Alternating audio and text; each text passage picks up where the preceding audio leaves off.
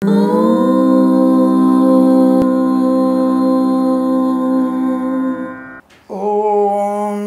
శ్రీ గురుభ్యో నమః. హరి ఓం. బ్రహ్మస్వరూపే ఉదయే మధ్యాహ్నే తు మహేశ్వరః అస్తకాలే స్వయం విష్ణుః త్రయీమూర్తి దివాకరః. అందరికీ నమస్కారం. మనకి మాఘమాసంలోనే ఒక మంచి ఉన్నతమైనటువంటి శుభదినం ఇంకొకటి రాబోతోంది. మార్చి 3వ తేదీ భాను సప్తమి. ఈ ఆదివారంతో కూడినటువంటి సప్తమి రోజున మనము చేసేటువంటి అనేకమైనటువంటి దాన కర్మలు, స్నానాదులు, జపతపాదులు మనకు విశేషమైనటువంటి ఫలితాన్ని కలిగిస్తాయి. నిరంతరం భగవద్ధ్యానమే. సనాతనం అంటే ఏమిటి అంటే స్వామివారి యొక్క మనన, అమ్మవారి యొక్క మననం. ఒక గంట సేపు భగవంతుని యందు నిశ్చలమైనటువంటి దృఢమైన విశ్వాసముతోటి స్వామివారిని ఉచ్చరించడం, ప్రేమించడం, స్వామివారితో మాట్లాడడం. నేను కొంతమందికి చెప్తూ ఉంటాను, నిజంగానే మన ఛానల్లో కూడా ఒకసారి చెప్పాను, మళ్ళీ రిపీట్గా చెప్తున్నాను. నేను ఇటువంటి శుభకరమైనటువంటి సమయాలలో మనము ఖచ్చితంగా దేవాలయానికి వెళ్ళాలి. అంటే ఏకాదశి, అమావాస్యకు ముందు రోజు, ఇటువంటి భాను సప్తమి రోజులలో, అలాగే సంకష్టహర చతుర్థి రోజున, అలాగే అష్టమి తిథి రోజున, అలాగే మనకి సుబ్రహ్మణ్య షష్ఠి రోజున, ఇటువంటివి భౌమ మంగళవారం అంటే మంగళవారంతో కూడినటువంటి సుబ్రహ్మణ్య షష్ఠి ఇంకా విశేషమైనటువంటి ఫలితాన్ని కలిగిస్తుంది. ఇలాంటి కొన్ని విశేషాలు ప్రతి నెలలో ఒకటి మన 4-5 దొరుకుతుంటాయి. ఈ సమయంలో మనకి మార్చి 3, 2024 ఆదివారం రోజున ఇటువంటి శుభయోగం కలగబోతోంది.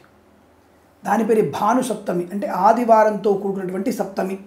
ఆ రోజు అలాగే మనకి ఈ భాను సప్తమి 3వ తేదీ, మార్చి 3వ తేదీ ఆదివారం రోజున మనకి అనురాధ నక్షత్రం సాయంకాలం 4 వరకు ఉండి తదుపరి జ్యేష్ఠ నక్షత్రం కూడా వస్తుంది. అంటే వృశ్చిక రాశి వారికి ఇంకా విశేష ఫలితాన్ని కలిగిస్తుంది. ఏ రోజున ఇటువంటి శుభకార్యాలు, శుభ నక్షత్రాలు ఉంటాయో ఆ నక్షత్రాధిపతుల యొక్క స్థితి, రాశ్యాధిపతి స్థితి మనకి ఎక్కువగా లాభాన్ని కలిగిస్తుంది. కనుక ఈ రోజున మనము వృశ్చిక రాశి వారు మరియు మేషరాశి వారు కూడా, ముఖ్యంగా వృశ్చిక, అనురాధ, జ్యేష్ఠ నక్షత్రాల వారు చేసుకోవాల్సినటువంటి ఒక చిన్న కార్యక్రమం ఉంది. మేషరాశి వారు కూడా చేసుకోవచ్చు. కందులు దానంగా ఇవ్వడమే. ఒక ఎర్రని గుడ్డలో కందులు కట్టి ఎవరికైనా బ్రాహ్మణుడి దానం ఇవ్వండి.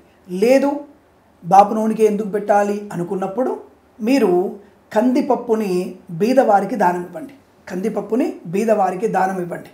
అంటే ఎందుకండి ప్రతిసారి మీరు నొక్కి ఒక్కడిస్తారు బాపు నోటికి అంటే కొంతమంది జన అజ్ఞాన వేదికల వాళ్ళు సోషల్ మీడియాలో బ్రాహ్మణుడి గురించి చెప్పేటువంటి మాటలు విన్నప్పుడు చాలా విపరీతమైనటువంటి కంపరం ఎత్తుంది మాకు కూడా.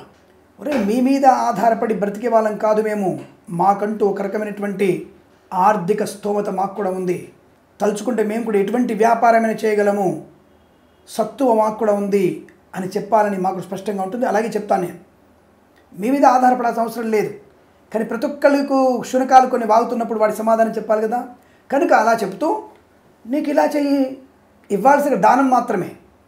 అయితే బ్రాహ్మడికి ఎందుకు ఇవ్వాలంటే భగవంతుని సేవా తత్పరుడు కాబట్టి, నిరంతరం భగవంతుని నామస్మరణ చేస్తూ, ఆయనకు అభిషేకం చేస్తూ, ఆయనకి అనేక సేవలు చేస్తాడు కాబట్టి అతనికి దానం ఇస్తే అతని చేసేటువంటి జప తప ధ్యాన యజ్ఞాదులు కొంత ఫలితం మనకు వస్తుంది కాబట్టి ఇవ్వమని చెప్పారు, అంతే తేడా. ఈ విషయాన్ని తెలియకుండా అనేక శునకాలు అనేకరికి మారుతాయి. సరే, ప్రస్తుతం విషయం పక్క పెట్టేసి మళ్ళీ ఈ విషయానికి వద్దాం. 3వ తేదీ మార్చి 2024 రోజున భాను సప్తమి రోజున మనము ఇలా కందిపప్పు దానం ఇచ్చుకోవడం మంచిది. అదొకటి. రెండవది, వీలైతే మీరు ఈ జిల్లేడు చెట్టుకి పూజ చేయండి. తెల్ల జిల్లేడు చెట్టుకి పూజ చేయండి. అంటే శ్వేతార్కానికి మీరు పూజ చేయండి. చాలా మంచి ఫలితం కలుగుతుంది. ముఖ్యంగా రోగాలతో బాధపడుతున్నవారు ఈ శ్వేతార్కమనికి మనకి అంటే తెల్ల జిల్లేడు కనుక మనం కాస్త అంటే తులసి అమ్మవారు ఎలా పూజ చేస్తామో ఈరోజు అలా పూజ చేసినట్టయితే మీకు శుభ ఫలితం కలుగుతుంది. అలాగే ఈ రోజున శ్రీ పరమేశ్వరుడికి ప్రీతి కొరకు తెల్ల జిల్లేడు పుష్పాలని తెంపి పరమేశ్వరుడికి అర్పణ చేయండి. శివలింగం మీద పెట్టండి. ఇంకా విశేషమైన శుభఫలితం కలుగుతుంది.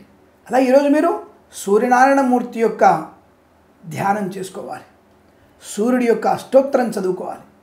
అలాగే దానికంటే ముందు మీరు సూర్యోదయ కాలంలో భానుడికి నీటితో అర్ఘ్యం ఇవ్వాలి.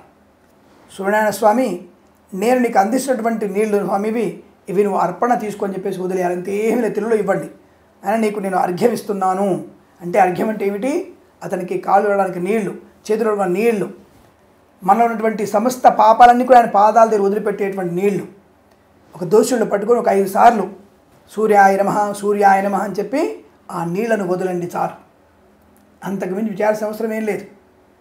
అక్కడే కూర్చొని నదీ తీరంలోనో సముద్ర తీరంలోనో నదీ స్నానం సముద్ర స్నానం చేయడం ముఖ్యము. అక్కడే కూర్చొని సూర్యుడి అష్టోత్తరం చదవండి, దానివల్ల మంచి ప్రయోజనం ఉంటుంది. అలాగే ఇదే రోజున వృశ్చిక రాశి వారు కందులు కందిపప్పుగా దానం ఇవ్వడం మంచిది. అలాగే ఈ యొక్క మేష వృశ్చిక రాశుల వారు ఎర్రని వస్త్రంలోనే, అంటే గోధుమ రంగు వస్త్రంలో అయినా సరే గోధుమలు ఉంచి అవి కూడా మనకి బ్రాహ్మణుడికి కానీ బీదవారికి కానీ సమర్పణ చేయండి.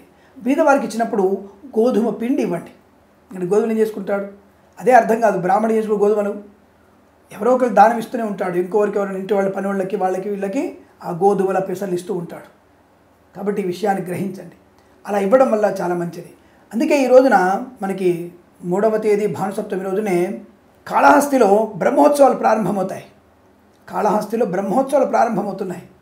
అందుకనే ఈ యొక్క మీకు కాళహస్తికి దగ్గర ఉన్నటువంటి వాళ్ళు రేణిగుంట తిరుపతి అక్కడ దగ్గరగా ఉన్న వాళ్ళు తెల్ల జిల్లేడు పుష్పాలు తీసుకెళ్ళి అక్కడ కాళహస్తీశ్వర స్వామి దేవాలయంలో ఎక్కడ శివలింగం ఉన్నా సరే, బయట శివలింగాలు ఉంటే లోపలికి మనకి అక్కడ వాయులింగం కాబట్టి కనబడకపోవచ్చును, కాబట్టి అక్కడ బయట ఉన్నటువంటి ప్రాంగణం ఉన్నటువంటి శివలింగాల మీద ఈ తెల్ల జిల్లేడు పూలు పెట్టండి. వాటి వల్ల మీకు అనంతమైనటువంటి పుణ్య ఫలితం కలుగుతుంది, రోగనాశనం కలుగుతుంది, ధనయోగం ప్రాప్తిస్తుంది. Share market speculation, communities, crypto currency, bitcoins, lottery level జూదం వల్ల ధనప్రాప్తి పొందుకునేటువంటి అవకాశం ఉంటుంది. అంటే ఎటువంటి వాటిల్లో పెట్టుబడి పెట్టాలి అనేటువంటి జ్ఞానం పెరుగుతుంది, దానివల్ల ధనం పెరుగుతుంది.